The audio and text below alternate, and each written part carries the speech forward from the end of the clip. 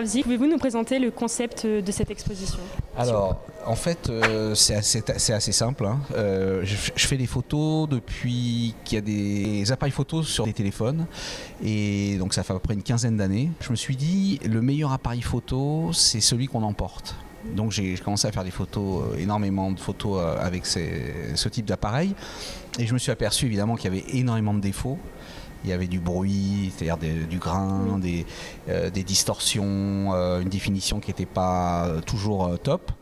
Et je me suis servi un peu de ces défauts. Et je me suis dit, si on tirait une photo d'après de la pellicule, quand on fait un film à 24 images par seconde, un long métrage, c'est 90 minutes, ça fait à peu près 140 000 images. Donc je me suis dit, une image sur 140 000, je la sors. Donc ça pourrait être un film, celui qu'on voit là, ou celle qu'on voit là. Et j'écris en dessous la séquence dont est tirée la photo. Du film, il y a le titre là du film, La vie mystérieuse de Madame K. Et il y a un petit flash code ici.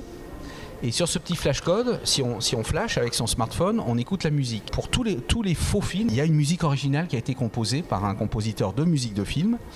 Et donc je propose aux gens qui veulent d'imaginer leur propre film à partir de cette seule image, la musique et le petit texte qu'il y a. Donc soit ce qui se passe avant, soit après, soit quelque chose qui stimule leur imagination et qui fait qu'ils vont imaginer un film. Parce que quelquefois quand on écrit, on est assez bloqué, on se dit on n'a peut-être pas suffisamment d'imagination.